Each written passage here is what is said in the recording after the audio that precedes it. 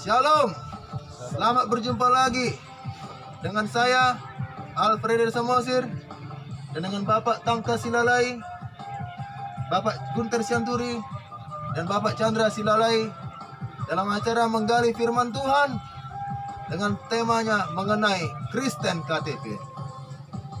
Shalom Bapak Gunter Sianturi. Shalom. Puji Tuhan Pak, kabar baik ya Pak ya? Haleluya. Haleluya. Begini Pak, sesuai dengan pembahasan kita ini kali ini mengenai Kristen KTP. Ada beberapa pertanyaan yang akan saya berikan kepada Bapak, terdiri dari 3 pertanyaan. Pertanyaan pertama, kenapa Bapak katakan Kristen KTP? Dan berikanlah alasan. Baik, memang secara hurufiah nggak ada dalam Alkitab Kristen KTP. Tapi secara pergaulan memang selalu orang menyampaikan bahwa ada Kristen tanpa pertobatan. Maka Kristen KTP itu saya singkat Kristen tanpa pertobatan. Atau dengan kata lain, yang Kristen adalah KTP-nya, sedangkan dia sendiri tidak. Kalau kita misalnya melihat bahwa adakah seperti itu orang? Ada. Dia sebenarnya masuk di dalam satu organisasi yang disebut organisasi Kristen. Tapi ia sebenarnya tidak mengerti dan tidak mengikut, tidak memahami apa itu Kristen. Tapi dia di dalam organisasi itu. Bagaimana itu bisa? Itu bisa terjadi karena keturunan misalnya. Bapak saya sudah Kristen, lalu saya lahir di kandungan pun sudah Kristen. Sehingga waktu ia besar, dia secara otomatis diajak ke gereja. Tapi kegiatannya seperti itu, tidak mengerti mengapa ke gereja, nggak ada. Apalagi mungkin tidak rajin ke gereja, jadi KTP-nya Kristen, tetapi ia tidak mengerti mengapa Kristen. Yang kedua, bisa terjadi karena alasan ikut-ikut. Jadi misalnya orang pergi ke gereja, ya dia ikut ke gereja. Nanti dibilang orang tidak ke gereja, berarti bukan Kristen. Lalu dia pergi ke gereja. Alasan yang ketiga mungkin terjadi karena alasan butuh kerja, atau ada yang menawarkan kalau mau Kristen ya bisa masuk kerja. Atau alasan yang berikutnya alasan karena perkawinan. Mungkin cowoknya Kristen atau ceweknya Kristen, lalu dia mau jadi Kristen. Tapi kekristenannya tidak menggambarkan seorang Kristen. Karena Kristen itu kan pengikut Kristus yang melakukan firman Tuhan. Nah, mari kita buka dulu firman Tuhan dari Wahyu 3 ayat 15 dan 16. Demikian firman Tuhan.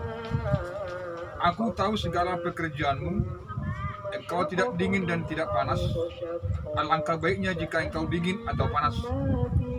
Jadi karena engkau suam-suam kuku dan tidak dingin atau panas, aku akan memuntahkan engkau dari mulutku. Demikian firman Tuhan. Ya, tadi kita dengar bahwa ada 3 bentuk Kristen atau 3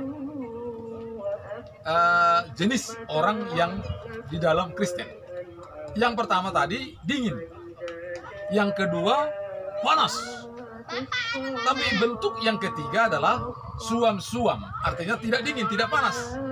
Jadi ya ke gereja iya, tapi sore main kartu. Ke gereja iya, tapi ya berkelahi, menipu. Jadi tidak ada yang artinya pas, belum hidup di dalamnya. Itulah yang disebut dengan suam-suam kuku. Memang secara organisasi, secara hidup dia orang Kristen, bergereja, tetapi tidak panas, tidak menentang dosa, tidak berjuang melawan dosa. dia ada di antara panas dan dingin. Memang kalau dingin itu bukan Kristen, artinya ya sudah sama sekali tidak percaya. Kalau panas ya memang rajin Injil, rajin berdoa, rajin terus mengenal Tuhan. Nah, ini tidak ada di tengah-tengah. Firman Tuhan yang kedua, Matius pasal 7 ayat 21. Demikian firman Tuhan. Bukan setiap orang yang berseru kepadaku, Tuhan, Tuhan, akan masuk dalam kerajaan surga, melainkan dia yang melakukan kehendak Bapakku yang di surga. Demikian firman Tuhan. Bukan setiap orang yang berseru Tuhan, Tuhan masuk ke surga, tapi yang melakukan. Memang apakah saya sudah menjadi orang Kristen? Kan saya berdoa, ya Tuhan, tolong saya. Ya Tuhan, bimbinglah saya. Ya, sudah bagus. Tapi katanya bahwa harus disertai dengan perbuatan, ada tindakan yang seturut dengan yang diminta oleh Tuhan. Jadi ya berjuang. Baikkah membaca firman, misalnya berdoa, kemudian ya paling tidak bersaksi, merenungkan firman. Itulah tindakan. Kemudian yang kedua, yang berikutnya Roma 10 ayat 2.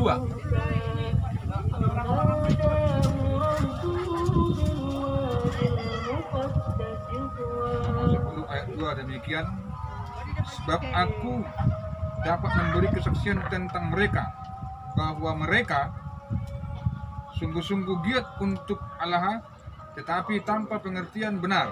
Demikian. Sungguh-sungguh giat untuk Allah, itulah kegiatan tadi. Mungkin menjadi ketua pembangunan gereja bisa saja, mungkin juga bisa menjadi guru di satu sekolah, guru agama misalnya begitu. Tapi tidak punya pengertian. Pengertian apa? Yaitu tadi bahwa hidup mendengar tapi melakukannya. Artinya berjuang untuk melakukan yang diminta oleh Tuhan. Kemudian Hosea pasal 4 ayat 6. Hosea pasal 4 ayat 6. Demikian firman Tuhan, umatku binasa karena tidak mengenal Allah. Karena engkaulah yang menolak pengenalan itu, maka aku menolak engkau menjadi imamku. Dan karena engkau melupakan pengajaran Allahmu, maka aku juga akan melupakan anak-anakmu. Demikian firman Tuhan. Iya, jadi tadi dibilang bahwa bisa binasa karena tidak mengenal Allah. Memang kita bisa masuk dalam satu, katakanlah organisasi, tetapi kita tidak mengenal. Boleh saja kenal Soekarno, misalnya saya mengenal, katakanlah Presiden Indonesia Jokowi, tapi ya itu hanya sekedar kenal, saya nggak dikenalnya. Jadi kenal Soekarno. Bertuhan ini juga bisa begitu. Dia tidak ada kontak, tidak dalam, tidak bersekutu, tidak match dia dengan Tuhan. Dia tidak merasa bahwa Tuhan itu dekat sama dia. Dia tidak pernah merasa bahwa Tuhan bisa kawannya, bisa bergabung, bisa menolong dia. Dia selalu khawatir, selalu curiga dan tidak merasa sendiri, merasa Tuhan itu jauh daripadanya. Nah, itu kira-kira apa yang disebut tadi, mengapa saya sebut ada Kristen KTP, yaitu Kristen yang tidak sungguh-sungguh, hidupnya biasa-biasa saja, jadi tidak mengenal Tuhan dengan baik. Itu yang saya maksud dengan Kristen KTP. Nah, itu Pertanyaan nomor 2, Pak. bahkan pertanyaan ketiga aja.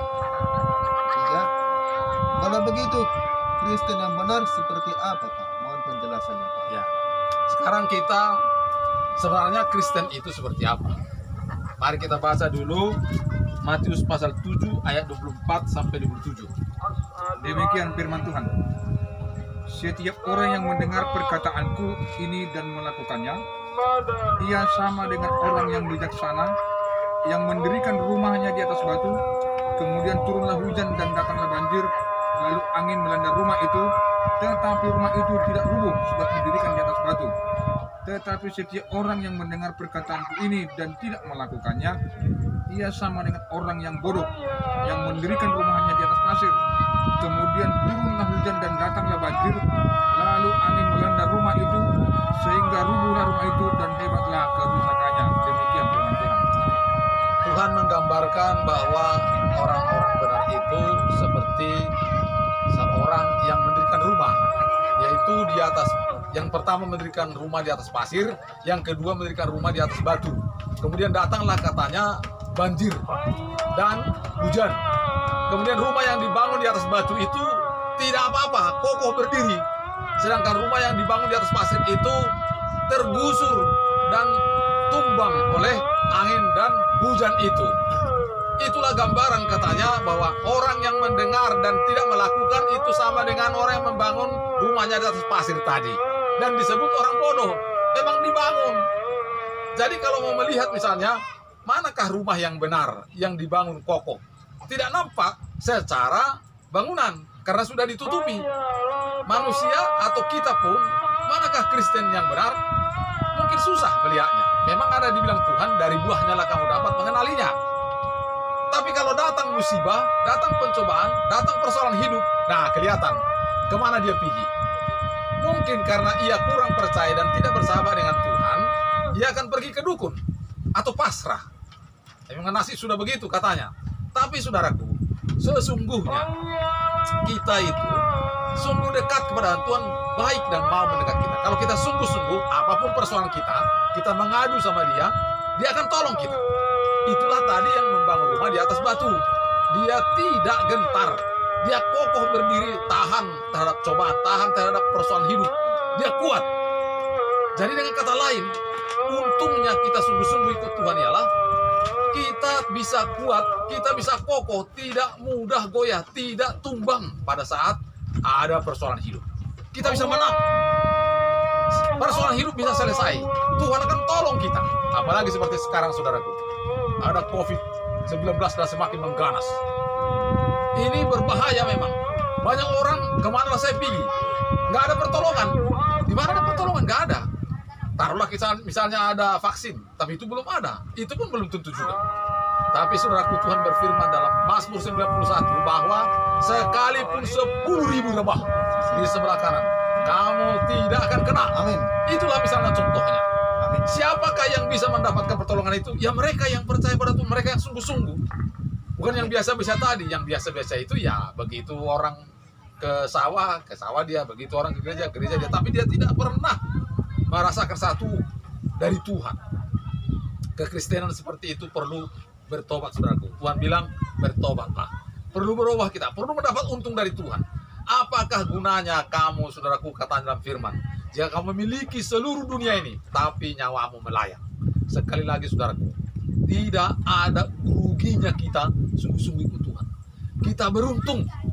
Untungnya ialah yang tidak mampu kita, yang tidak kita kerjakan, Tuhan tolong kita.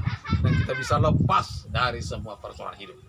Itulah yang kita maksudkan dengan Kristen yang benar. Jadi Kristen yang benar itu bertumbuh dari hari ke hari. Baik dalam berdoa, dalam berjuang melawan dosa. Tiap hari berjuang melawan bohong. Tiap hari berjuang melawan pikiran yang kotor. Ya walaupun kadang-kadang ya bisa jatuh. Tetapi yang penting tidak maruluk. Dia berjuang sungguh-sungguh. Bukan berarti kita berkata, mari kita berbuat dosa. Tidak, tapi kita tetap berjuang. Dalam keadaan seperti itu, Tuhan setia kepada kita. Dia pasti bertumbuh. Ada kekristenan yang tidak bertumbuh dari hari ke hari terus begitu. Dari dulu dia berbuat dosa terus, sekarang juga. Tapi Kristen yang benar bertumbuh. Ada perubahan dari hari ke hari. Itu kira-kira yang bisa kami sampaikan. Tuhan memberkati. Sampai jumpa. Demikianlah para permisa sekalian. Mengenal Tuhan itu adalah sesungguhnya kebahagiaan kita, umat yang dikasihi Tuhan Yesus. Akhir kata para permisa, kami akan berakhir. Selamat berjumpa lagi. Tuhan Yesus Kristus memberkati kita semua. Shalom. Shalom.